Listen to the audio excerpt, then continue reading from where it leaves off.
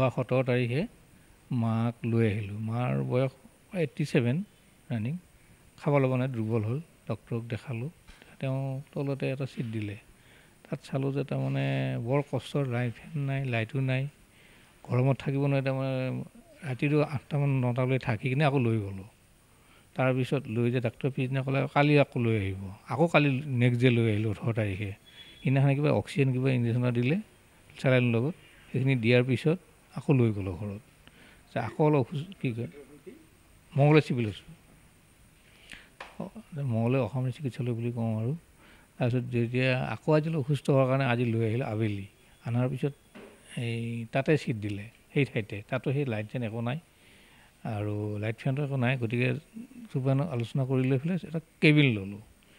অলপ সুবিধা হ'ব কেবিনটোত, ৰাইজতকৈ অলপমান ধৰ সহায়ক লাগে, বুঢ়া মানুহ আৰু কি কৰিব।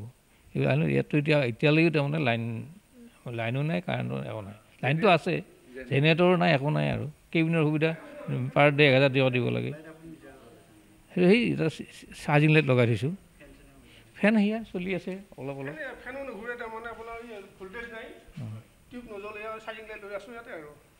এনেকৈ চলা বুলি ক'ব লাগিব এতিয়া। নাৰ্ছক ক'লে গ'লে নাৰ্ছে কোনো আমি কি কৰিম আৰু এনেকুৱা কথা। মই ক'লোঁ, কৈছে অলপ চাওকচোন বাৰু, কিবা মিটিং মই কৈছিলোঁ তথাপিও দৈনিক 1000 টকা। তাৰপিছত এই ডি চি অফিচত কিবা হেৰি হৈ আছে বোলে, কিবা ভিডিঅ' কৰি আছে, বা ভিডিঅ' মোবাইল ভিডিঅ' কনফাৰেঞ্চ কিবা কৰি আছে, তাতে বোলে এই চুপাৰভাইজাৰ তাতে যাব বুলি ক'লে। তাৰপৰা সি কি ব্যৱস্থা লৈ ল'ব এনেকুৱা কথা ক'লে আৰু। এতিয়া কি হয় নাজানো, এতিয়ালৈকে 8টা বজা নাই আৰু। 8টা বজাৰ পিছতে এইখিনি কৰিম বুলি কৈছে আৰু।